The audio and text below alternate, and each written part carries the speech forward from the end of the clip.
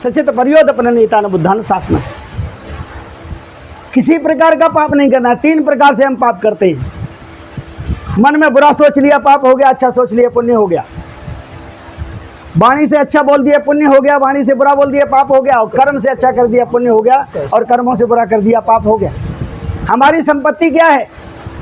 हमारी संपत्ति है कुशल कर्म, अच्छे कर्मों को करना। और उन्होंने कहा संघे शक्ति कलयुग।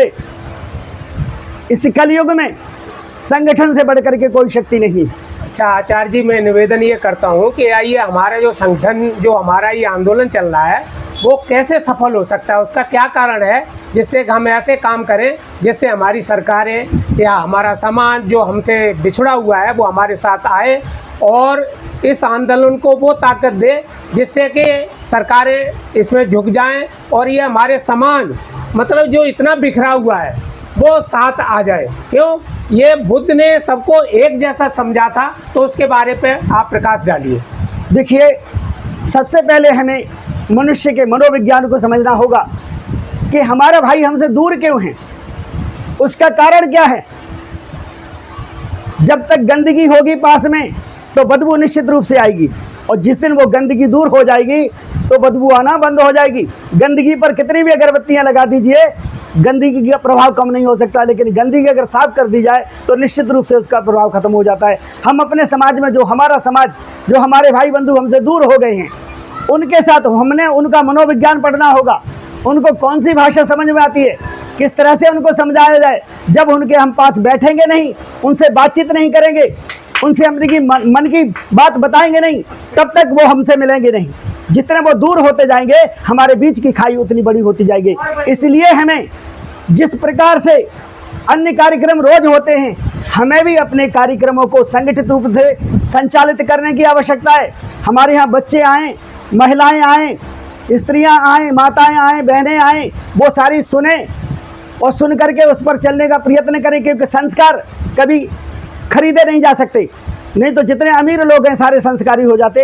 संस्कार हमें विरासत में नहीं मिलते। संस्कार हमारी परिचालन अवस्था से आते हैं। जिन चीज़ों का प्रचार होता है, जिन चीज़ों का प्रसार होता है, वही संस्कार हमारे जीवन का हिस्सा बन जाते हैं। और जो चीज़ हमारे जीवन का हिस्सा बन जाती है उसको इतनी आसानी से दूर नहीं किया जा सकता।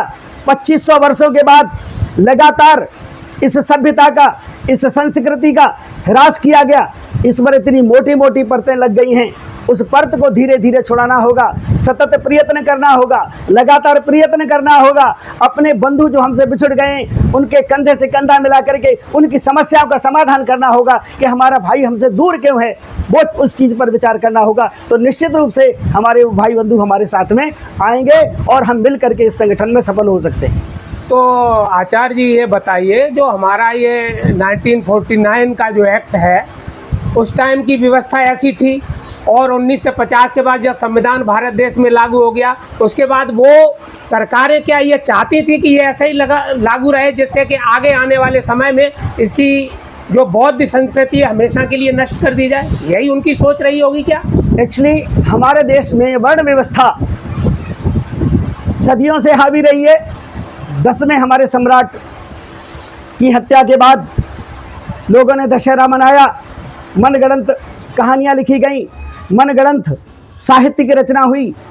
यहाँ तक कि आप देखिए, उन्होंने बड़ा स्पष्ट रूप से लिखा है, एक महिला अपने शरीर से मैल छुड़ाती है, 2-2.5 किलो मैल निकलता है उसके शरीर में, और वहाँ से एक पुतले का निर्माण करके उसमें जान डाल देती है, और वहाँ से एक हमारे देवता का निर्माण हो जाता है। और आप देखिए, उसी 10 मिनट में वो देवता इतना बड़ा हो जाता है कि दरवाजे पर चौकीदारी भी करने लगता है, और उस देवता का पिता उसे नहीं पहचान पाता।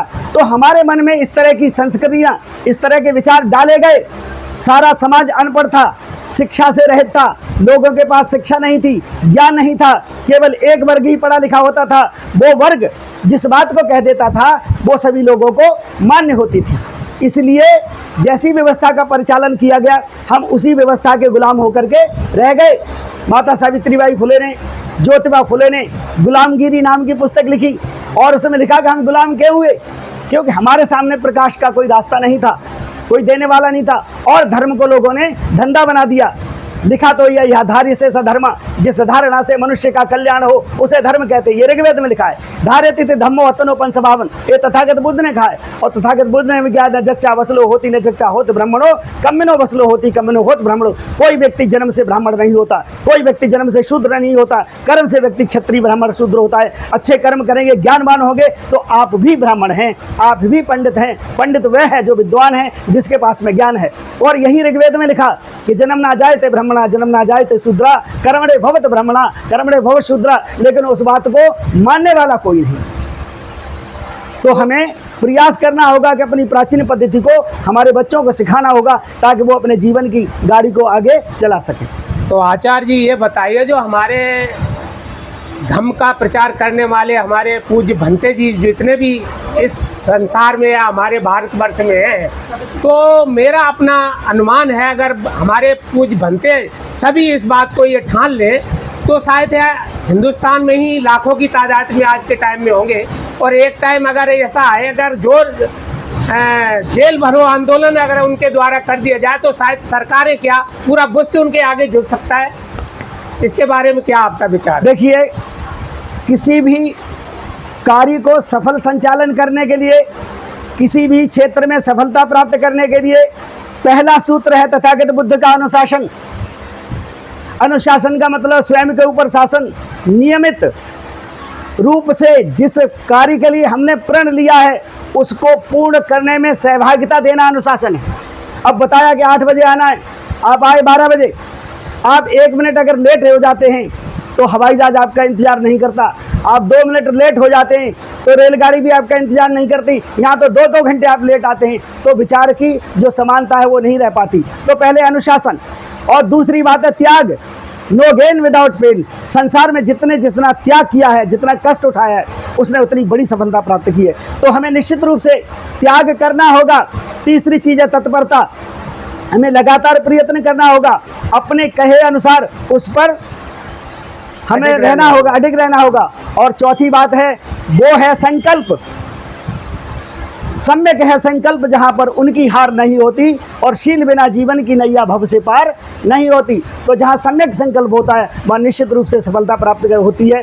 तो पहले हमें प्लानिंग करनी है, अर्थात योजना बनानी है। उसके बाद ऑर्गेनाइजिंग करनी है, संगठन बनाना है। उस योजना को पूरा करने के लिए किस किस सामग्री की आवश्यकता है, और उसके बाद में मिल करके आगे बढ़ना होगा। निश्चित रूप से हमें सफलता प्राप्त होगी।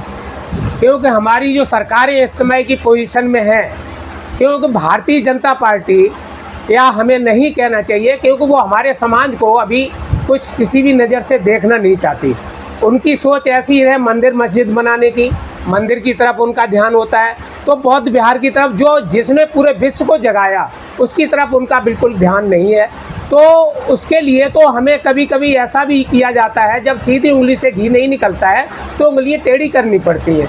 तो उसके लिए ही सरकारों को दबाव डालने के लिए ऐसा हमें कदम उठाना पड़ेगा, तो ही हमें जल्दी सफलता मिल सकती है। क्योंकि बुद्ध का तो ऐसा धम्म है कि वो तो अहिंसा का तो व्यक्ति, उन्होंने तो हमेशा ही दूर रहने के लिए बोला।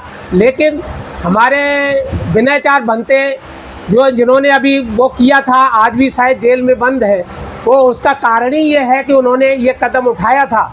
लेकिन अगर हमारे भंते जितने भी वहाँ थे और सभी उस समय जेल में चले जाते, शायद तो विनयचार भंते भी बाहर आ सकते थे। लेकिन अब ये 23 तारीख को शायद वहाँ कुछ ऐसा होने जा रहा है। तो मेरा कहने का मतलब, आजकल का ज़माना ये हिंदू परंपरा के अनुसार कलयुग का कहा जा रहा है, तो वो इतनी जल्दी से मानने वाले नहीं हैं ये लोग, क्योंकि उसके अनुयायी ज़्यादा हो रहे हैं हिंदू परंपरा के बौद्ध लोग हमारे। और हमारा जो समाज है, जो बौद्ध को अनुयायी हैं, वो लोग थोड़े से सही विचारों पर नहीं चलते, इसलिए थोड़े से उनकी ताकत जो है कम हो जाती है। तो मैं ये चाहूँगा, उसके ऊपर आपका क्या ये कमेंट है कि वो ऐसे संगठित हो जाएं, जो ऐसा कोई उनको बूटी पिलाई जाए, ऐसा उनके साथ ऐसा वो किया जाए, जो ये लोग संगठित हो करके, अभी बहुजन हिताय है, बहुजन सुखाय की तो बातें चला करती हैं, लेकिन ऐसा हो नहीं रहा। उसके बारे में आपका क्या कहना है? इसके पीछे एक बहुत बड़ा कारण है, और मैं एक उदाहरण के द्वारा भी समझाना चाहता हूँ। नेल्सन मंडेला श्वेत अश्वेतों की लड़ाई के लिए मैदान में कूद पड़े, 25 वर्ष तक उनको जेल में रखा गया। और उनके अनुयायियों ने जब जेल भरो आंदोलन स्टार्ट कर दिया तो सिर्फ 7 दिन के अंदर बाकी सरकार को झुकना पड़ा। और अगले जो राष्ट्रपति बने वो नेल्सन मंडेला बने। तो संघ में इतनी शक्ति है, संगठन में इतनी बड़ी शक्ति है, कितनी भी बड़ी सरकार हो, जिस दिन हमारे लोग लाखों की संख्या में जेल भरो आंदोलन के लिए तैयार हो जाएंगे, उस दिन हमें निश्चित रूप से सफलता प्राप्त हो जाएगी। हाँ, ये आपने बिल्कुल सही कहा। जिस दिन हमारा समाज इस वजह से जग जाएगा, ये सोच लेगा कि हमें ऐसा ही करना है, हमें अपने बौद्ध भिक्षुओं का साथ देना है, उनके साथ कंधे से कंधा लगा करके चलना है, तो निश्चित रूप से ही ये सरकार क्या सारी दुनिया की सरकारें झुक जाती हैं। देखिए विश्व में सब जगह डंका बज रहा है भगवान बुद्ध का, डॉक्टर भीमराव अम्बेडकर का। चाइना कितनी बड़ी मूर्ति उनकी लगवा रहा है। और एक कंट्री अभी आया, ये उसमें अरब कंट्रियों में भगवान बुद्ध की डॉक्टर भीमराव अम्बेडकर की मूर्ति लगाई जा रही है। अरब कंट्री ने अभी घोषणा की है कि विश्व की सबसे बड़ी मूर्ति डॉक्टर भीमराव अम्बेडकर की लगाएं। जब विदेश मोहम्मदन कंट्रीज इसके लिए आगे बढ़ रहे हैं, हमारा देश जो जहाँ पर जिस व्यक्ति ने जन्म लिया, जो महामानव एक पूरे संसार को उपदेश दिया, वहाँ पर इसकी ये आलोचनाएं हो रही हैं। उसके ही बीटी एक्ट को ख़त्म नहीं किया जा रहा है। तो हमारा जो आपने अभी इसका बारे में प्रकाश डाला कि जब तक ये होगा तो निश्चित रूप से सफलता मिलेगी, तो फिर मैं ये चाहूँगा कि ये कैसे संभव हो सकता है। तो 4 पंक्तियाँ इसे संभव बनाने के लिए।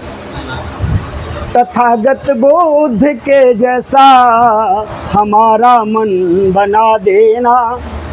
जो करुणा तथागत बुद्ध के पास थी, किसी के पास नहीं, हम चाहते सभी के मन में उस करुणा का संचार हो जाए। चंद्रगुप्त मौर्य के जैसा सभी का तन बना देना। आज तक जो तलवार चंद्रगुप्त मौर्य ने चलाई थी, उसको हाथ में उठा करके उसको चलाने की हिम्मत किसी में नहीं हुई। तो जिस दिन हम उस विरासत को पहचान लेंगे कि हम चंद्रगुप्त मौर्य अशोक सम्राट की संतान हैं, ज्योतिबा फुले के अनुयायी हैं, निश्चित रूप से सफलता मिलेगी। और क्रांतिकारी बनाना है ज्योतिबा राव के जैसा, अशोका सा मेरे भगवन कि ये जीवन बना देना। तो अगर हमारी सोच सम्राट अशोक जैसी हो जाए, यदि हमारे तन की शक्ति चंद्रगुप्त मौर्य की जैसी हो जाए, हमारी सोच ज्योतिबा फुले जैसी हो जाए, और हमारी बहनें माताएं माता सावित्री फुले जैसी हो जाएं, तो निश्चित रूप से हमें सफल होने से कोई नहीं रोक सकता। अब मैं ये चाहूँगा, ये जो अभी जो हमारे बातें चली उस पर विचार किया जाए, सभी लोगों को इस पर चलने की कोशिश करें। और मैं चाहूँगा कि ये सब जिस दिन एक हो जाएंगे, जैसे आचार्य जी ने बोला, जिस दिन एक हो जाएंगे उस दिन निश्चित रूप से सफलता मिलेगी। यही सभी का विचार है। और अंत में एक बात और कहना चाहूँगा,